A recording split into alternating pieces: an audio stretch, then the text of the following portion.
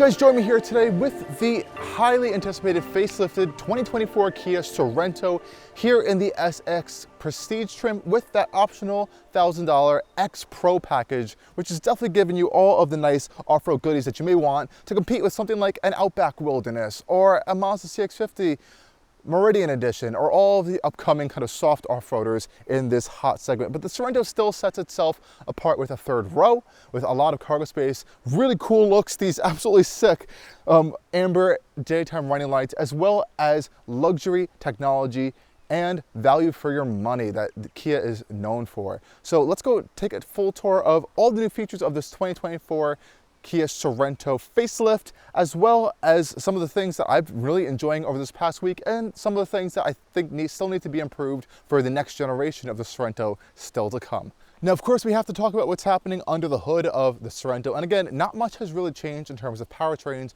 for the 2024 facelift Sorento. It's a 2.5-liter turbocharged 4-cylinder, sending its power to all 4 wheels via an 8-speed wet dual clutch automatic transmission, and it has a lockable all-wheel drive system, which is a fantastic feature as well. Now, this engine is also pretty potent. It has over 280 horsepower, over 300 pound-feet of torque as well. So you definitely are never going to feel like this vehicle is slow, or you're going to be needing to kind of really floor it to get out of some sticky situation. It's honestly been returning pretty decent fuel economy as well. I've been seeing around 28 to 30 miles per gallon, over 30 miles per gallon on the highway. Now, of course, there are a lot of engine options you can get in a Sorento. Though this particular one can only be optioned with this engine, especially since it has a larger radiator fan, which is going to boost up your towing capacity numbers very close to where the Telluride sits. So if you are really on the fence of getting the much larger Telluride versus this Sorento, of course, both have third row. This is obviously smaller. Now, I think this is going to be a really nice option if you are someone who likes to tow and you need that additional towing capability. Well, so what's new on the exterior of this 2024 Sorento? Well, it truly is a facelift, as the face has been lifted. I think it looks significantly better in doing so. Up front here, we have the newer generation Kia badge, which I do quite like, especially over the last generation one. And I love this new front fascia. It kind of offers that new boxier style that we've seen on the facelift Telluride, and kind of has translated it down into the smaller package. We have that signature kind of tiger face design that Kia has been going with for a while, and I really love Kia's usage of this amber color, turn signal style color for their daytime running lights that we're seeing on pretty much almost all of their vehicle lineup now. We also have a little bit of some black trim going around here. Coming down to the lower bumper area, we have more of that black trim, as well as these quad LED fog lights that are available down here. They're in this stacked position as well. We also have some of our sensors being hitting up here, as well as a camera for our 360-degree view panoramic view camera system, which is a great touch. With this X Pro package, we do get improved rubber over here. So we have these BF Goodrich all-terrain tires over here, and honestly, I love them. They're really great. They have a good amount of grip to them, nice deep treads for this kind of all-terrain application here. And on the road, oh my gosh, they're just fantastic. They soak up all of the bumps, all the noise really when you're kind of in general day-to-day driving. Really great tire. Now, coming around to the rear of the face of the Kia Sorento, not much has actually changed back here. Pretty similar design. We have the new Kia logo, of course. The really only big change here are the taillights, just a little bit here. They kind of have this now connected piece up here, which is really the only big significant change we can see on the rear end of this vehicle. Otherwise, nice kind of cladding going around the vehicle for this X Pro package. And I've always liked how Kia does their roof rails. This one comes in gloss black, and I like how they extend a little bit out past the rear mounting point. It has this really cool kind of sleek back finish to it. We also see we have 2 cameras back here, one for our digital rear view mirror, as well as for our 360-degree view camera system. And I am going to give a little bit of a negative here on this point, is you cannot clean this camera. You have to clean it physically. What I mean is you can't clean it via a spray nozzle. I had the same issue on the Kia EV9 when I just had that. Some of the manufacturers actually put them under here where the rear wiper can spray them, or the sprayer from that rear wiper can kind of clean them. That is definitely something that should be considered, especially on a vehicle that's going to be made for off-road or kind of off-pavement style situations where it could be dusty, there could be mud and stuff getting on that camera. And getting out to have to clean it is a little bit of a hassle. Yes, you can just use the camera or the rear view mirror as it's intended, as a regular mirror, but I like the camera. You have it, it's a feature. There should be a way to clean it via a spray nozzle. Now, what do we have in terms of cargo space on the Sorento? Annoyingly, the button to open it is not up here, it's all the way down here, but you can kick it. You can kind of do a whole bunch of different actions to open up this rear tailgate. But obviously we have a manual control, which we're gonna do here. pops open pretty easily for you. And here we reveal the rear cargo space of the Sorento. Now, some things to note here. The third row is up right now, so it is obviously on a little bit of a smaller end, and you do have a pretty high load floor actually now with this increased ground clearance, so that's one thing to note there. There's no real scuff plates other than it's plastic as well, though thankfully folding down these rear seats to kind of increase your cargo space is super simple. It's not powered though, you just pull these little latches and they fold down very easily for you, which is going to unlock way more space for you in the rear of your Sorento. And this third row is more of a I think conditional third row. If you really need it, you have it there. Otherwise, just keep them down to kind of increase your space. Something like a Telluride is something of a vehicle where I think you could still use the space behind the third row more often. Opening up this little flap here, again, really not much anything in terms of storage down here. I don't believe there's any sort of spare on this Sorento. There is not. So for an off-road focused model, it's a little bit disappointing to not have a spare, but hopefully these big, thick off-road all-terrain tires are going to help here. Now getting into the second and third rows pretty easily. We have pretty wide rear door openings here on the Sorento, and I mean like really, really wide open doors, which is a fantastic touch. Second row, legroom is also really, really nice. When you have your seats kind of pushed all the way back there, manual folding, really nice amounts of legroom. But the third row is what we're going to check out now because it's definitely on the smaller side, and to get into it, it's also pretty easy, thankfully. We do have a button here that should fold the seat down for me and pushes it forward, and I can just hop inside and sit in this third row. Okay guys, let's go hop in here. You can see the opening space is not that big. You do really have a little bit of a grab handle here. There is a place actually here to kind of put your seatbelts, to kind of latch them in so they don't kind of fumble around a little bit while you're driving. And let's try to get in here. Oh boy. Okay, so this is still a little bit similar to when I had the plug-in hybrid. This is not a third row for adults. Just simple to put it like that. It's just really not for adults. Putting the seat back here is, now obviously I'm going to have a lot of legroom, but then the second row passenger has none. There's no area for your kind of feet to go, so the floor is super, super high back here. So as you can see, I'm sitting like this, and the seat bottoms are just so low. I feel like they could have sculpted them a little bit better, but then they probably wouldn't have folded into the Sorento that well. Have a little bit of a headrest here, window, but yeah, it's purely for kids back here. I really would not go back here if you're an adult. We have a button up here to kind of get out and escape.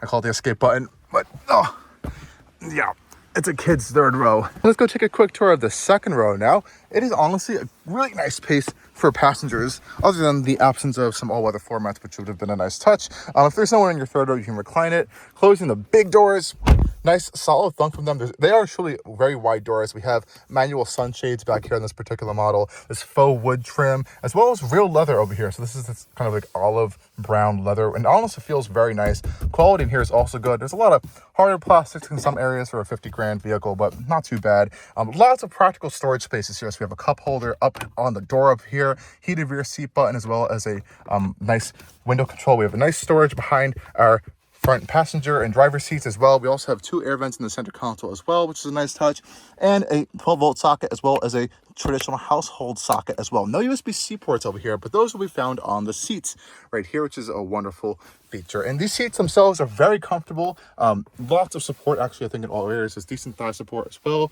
We have those nice center armrests, which are adjustable as well, which is a nice touch. And you can wave to your third row passengers or children back there when you can turn around. Nice little pass through here with these captain's chairs. No ventilated second row though. That isn't featured in some Kia vehicles. I think the Telluride can get those. But we do have this absolutely massive panoramic glass roof, which really helps to open up the cabin, and it really doesn't affect headroom at all, which I think is a nice touch. We have this faux synthetic suede headlighter as well, which feels very nice, very soft and plush. We have some lights back here, which thankfully are LED, as well as a grab handle as well. But otherwise, really not bad back here. I have a lot of leg room and knee room. And since I can stretch out my legs a little bit, I really don't have too many complaints with the thigh support area over here. So good job, Kia, back here. I think this is a good space for second row passengers. But the real highlight here is the changes to the front cabin. So let's go have a look at that right now. Again, I wish there were all-weather floor mats in this particular model, though we do have a host of seat controls. We have a thigh extender that's powered, lots of lumbar control, and these seats themselves are very, very comfortable, I think, and supportive. I love this olive brown leather on them. It looks very premium for this class. X Pro badge is embossed into the seats as well. And let's hop inside. Again, really nice wide opening, very easy to get in and out. Solid door thunk as well, and welcome to the updated interior of the 2024 Sorento that, oh, what an upgrade it is. Let's start it up. And I previously did have the Sorento plug-in hybrid. That was the last Sorento I drove, and it was the pre-facelifted model with the pre-facelifted interior. And in all honesty, I really just was not a fan of it at all. I think the layout was a little bit clunky in some areas. Things were just all over the place in terms of buttons, and this fixes 99% I think of any issue I had with that previous Sorento in terms of ergonomics. So we have the new steering wheel here. So this is a really nice two-tone steering wheel in this particular SX Prestige with this X Pro package. We have paddle shifters here for our dual clutch automatic, which don't feel particularly nice, and you know, it auto upshifts, but I think it's still nice to have them to manually row through those 8 speeds. Steering wheel controls are kept to a minimum as well. We have our highway driving assistant controls here, as well as some music controls. This gloss black definitely picks up a lot of fingerprints, but I think it's a nice design. You're never really going to put your hands here. This very thin spoked steering wheel is very nice to kind of use, and it allows you to see your new digital gauge cluster, which is the newer generation style, which we just saw in the Kia EV9. You know, it doesn't display a lot of information. We kind of can cycle through these menus as well as these different menus. And you can actually change the display layout. So if you go to screen layout, you can change it to these circle style gauges as well if you don't want to have these simple gauges. But that's pretty much all you can do. You can really just change the styles or link it to the drive modes as well. But there really isn't any sort of advanced heads-up display up here or digital cluster up here. Just the information that you need is displayed there, as well as this new infotainment system. This is a new generation style system. It's wireless Apple CarPlay finally, and Android Auto. It's the next generation of Kia's software and built-in vehicle controls here. So we have very quick access controls over here. Very easy layout. I think it's almost like a BMW iDrive style layout. It's very easy to navigate. We have driver profiles, lots of setup and settings in here as well, and they've also fixed a lot of these setting menus and how to navigate them. So again, big kudos to Kia on really improving their system here. And it's also angled towards the driver. We have this faux wood trim on the dash as well as on the doors. It doesn't feel very nice, but I think it looks visually quite nice. It gives that a nice appearance and impression of a higher end vehicle. Thankfully, the quality, build quality in here, how things are put together is really good. No squeaks or rattles. Plastics are still there. You know, there's hard plastics around the area, a lot of gloss black. Cheaper end plastics don't feel super nice, but I think visually the design works so well in here that I don't really have that many complaints about it. Center console here, another big change is the climate control system. So this is the same system we saw in the Kia EV6, not the EV9. That's a newer system than this, but I actually quite like the system. So it has all of these nice static controls here. We have these nice hotkeys as well, physical buttons for our volume as well, and kind of a tuning knob. But we can also press this button and it turns into our climate controls here. So we're able to turn that on or off, adjust our temperatures with a physical knob, auto climate. All of those nice features are always there for you right there as well. So that is a really nice touch. We still have physical controls for that. But I also love we have physical controls for our heated seats, which are also ventilated up here as well. So we have 3 stages for both. And we have a nice physical shifter as well.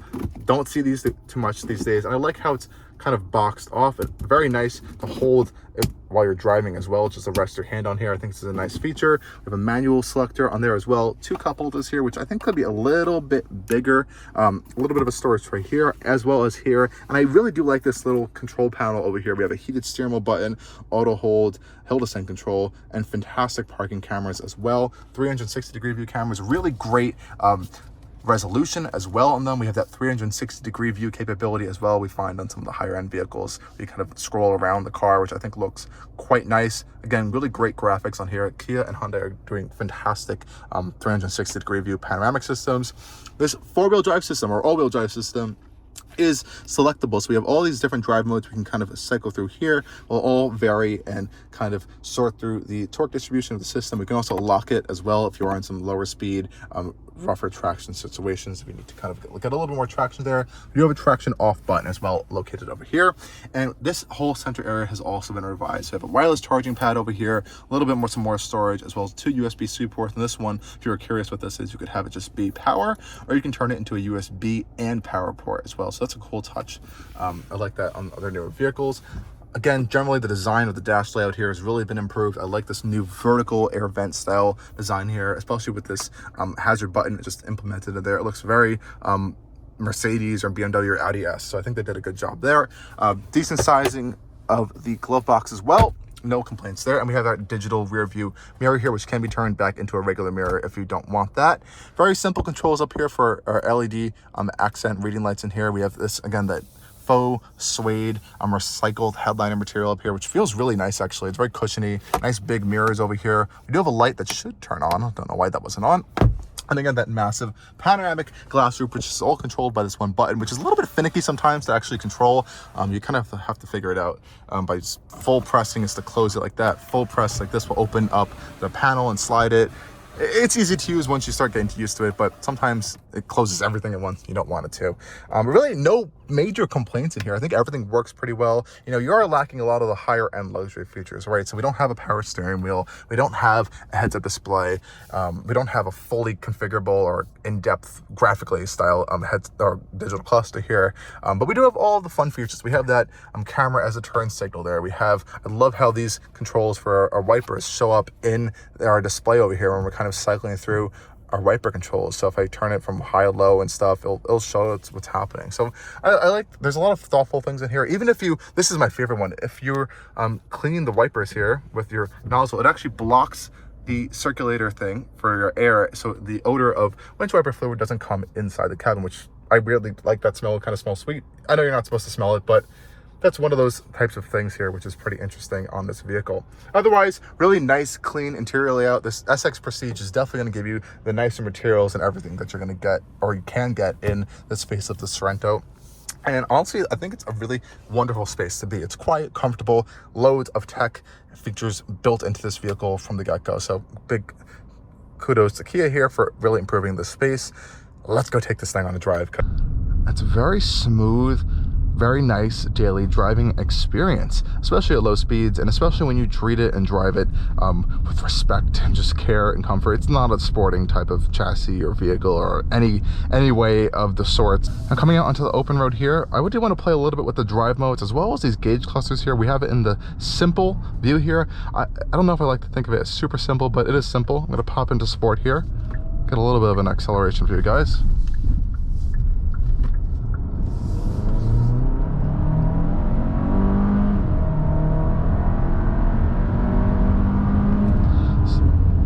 Okay, so as you can see there, that dual clutch that we have here, this 8-speed dual clutch, is not a performance dual clutch really whatsoever. I think that it's definitely tuned for fuel economy, and honestly, I will be very honest here, the fuel economy on this vehicle is really good for a non-hybrid 2.5 liter turbocharged 4-cylinder engine.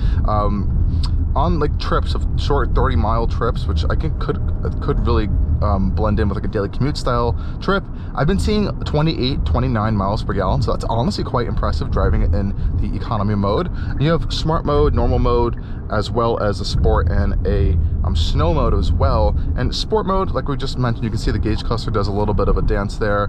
I guess I could attempt to show you guys the paddle shifters, very quick downshifts.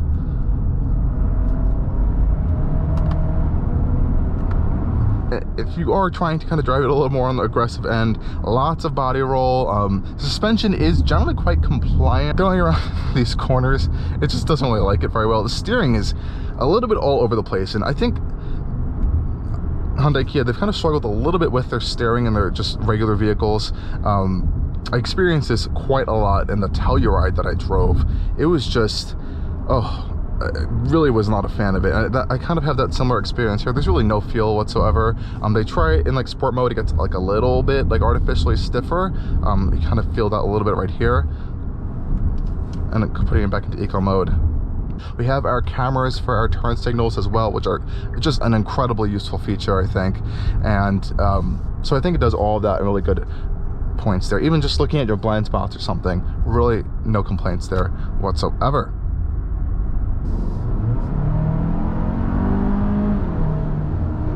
Now, one thing I'm not too particularly fond of, and I've experienced this in a few gas-only Hyundai Kia vehicles, is that when you lift off of the gas pedal, it just keeps revving a little bit and just keeps going a little bit. I don't really like that. It doesn't feel very safe and confidence-inspiring personally to me. I'm not sure why they do that. I don't know if it's a dual clutch thing, but a little bit funky and weird to me. I've experienced that in some plug-in hybrid vehicles as well. It just doesn't feel very safe to me, but it's just maybe a normal characteristic of this drivetrain. Out here on the highway, now let's demonstrate one of my favorite features of modern Kia and Hyundai vehicles is their highway driving assistant. We have a little bit of some wind noise up here on the highway today, a little bit windy. You hear just a little bit of tire noise, really not that much though, but I do want to focus this right now on this system here because it's just so fantastic. So pretty much as you're all used to activating your cruise control, this one's located on the right hand side of our steering wheel. Just pop it on and it's activated. You really don't need much to set up here, which is nice. You can control your speeds very easily, so you can obviously set your speed to what you want it to be. You can reset it if you need to, or just set your speed again. Have your distance control here, so we have 4 distance control settings with the vehicle in front of us, which is great. And we also have full steering assistant and lane keep assistant, which work together. I believe they can be enabled separately as well, which is a nice touch too. As you can see here, it is fully steering itself. Now this is not a system where you're where it's a hands-free system. This is still a hands-on system, though. If you've experienced some of my videos and have driven these vehicles with the highway driving assistant, which you can see it says HDA on right there, it lets you go with your hands off the wheel for a little bit too long, which is nice, I guess. It's very safe. It's always kind of driving you, but it's still not classified as one of those hands-off systems, so keep that in mind while you're driving it, even though it is a great system in that aspect. I still want to show you guys, I'm not changing the lane, it is doing it itself there. But there you go, it has lane change assist. Some vehicles it works good, others not so much. I think the best application is in those hands-free style systems like a Super Cruise or a Blue Cruise, where it literally just changes lanes whenever it wants to. But it's nice to have that assistant function here as a lane change assist. A little bit of a gimmicky feature, I guess, in this particular vehicle, but pretty cool that this vehicle has it. I think this is still under $50,000 as well. Real brake pedal, this could be a little bit better. It's kind of tuned for just the softer brake application, but a little bit too soft, I think, for my taste. Brakes themselves have worked pretty well, especially in terms of like shorter stopping situations or emergency stop situations. It's just that pedal feel needs to be, I think, a little bit improved. Okay guys, we're going on and off some gravel roads here in Upper New York, and I think this is honestly a great application use for this vehicle. It's really not an off-roader, but I think it's great for these areas that don't have full pavement all the time. They might have like a gravel or dirt road here, and it's working fantastically. As you can hear, the suspension's kind of soaking up all the bumps. Those thick all-terrain tires are soaking up all the bumps really well, and I honestly don't feel anything as a driver, which is great in these off-road situations. Even that bump was really well sprung and damped on in terms of the car's handling of it. So really nice stuff there. Say hello to the horses, everyone. But yeah, so I think this is a great road to kind of test this vehicle out on, as I think it's going to be one of the areas that some buyers may be looking towards. If you don't want a Wrangler or go all out for like a hardcore off-roader, one of these kind of new soft rotors, I think people are calling them now, are really doing a great job at just handling these kind of like fire roads or side roads that we may be experiencing in some areas here. And it's a huge segment, of course. We have the Wildernesses from Subaru, we have endless competitors coming in. The Meridian Edition from the Mazda CX-50, Hyundai and Kia are coming out with their like off-road packages as well, which are adding those tire and wheel. We have Toyota TRD and everything, so it's just expanding more and more. Honda is now doing this as well on the Pilot. So competition grows. I think the best are shining. I think this Sorento does a great job at blending some of that little bit of that capability in there, while not being, I think, the best in terms of those areas. It just has fantastic all-around features, technology, and value for the price point.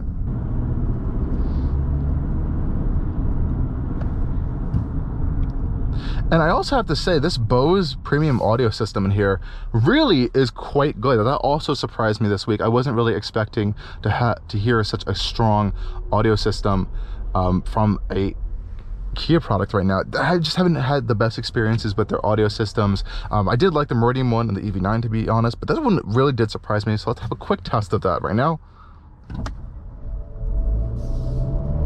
Oh, of course, we'll dig through the audio settings for you guys.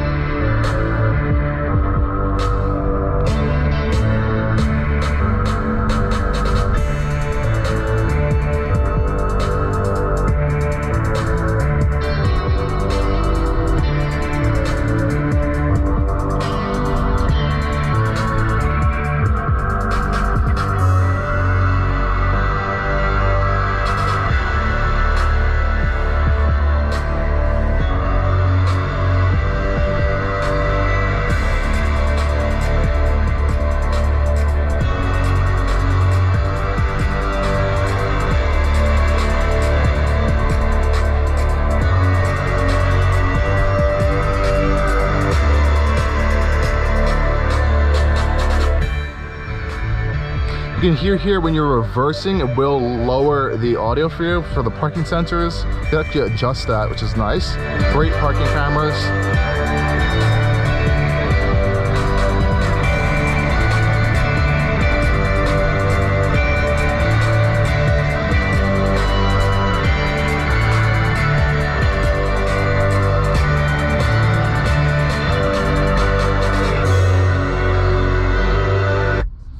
Okay guys, so I hope you enjoyed that quick audio test with the Kia, and honestly pretty good speakers. Again, it impressed me this week. The speaker quality, again, nothing too crazy. If you're gonna give it like a score, I'd probably give it like a B-, C+ area, but again, still impressed me over this week. And look at that old Ferrari driving by right there. Awesome. But anyways guys, thank you again so much for watching our videos and commenting, liking, and subscribing. And I hope you enjoyed this review of the facelifted Kia Sorento X Pro SX Prestige. You know, it's honestly a really good all-around mid-size crossover SUV in this segment now, only enhanced by these updates, I think. And Kia's on a roll with kind of really listening to customers and what they want improved. They added the Apple CarPlay, they fixed the screens, they fixed their ergonomic situations. They're really doing some great stuff here, and they're only just going to keep going forwards. And again, if you want something that's really kind of tuned more for driving dynamics and driving pleasure and fun, this isn't the vehicle for you. It's just your comfortable, good fuel economy, good looking, I think, and great value of features and technology for your price vehicle. And for that, I'm really impressed with this 2024 Sorento facelift. Signing off, guys. Stay tuned for more coming in Allcarnews. Cheers.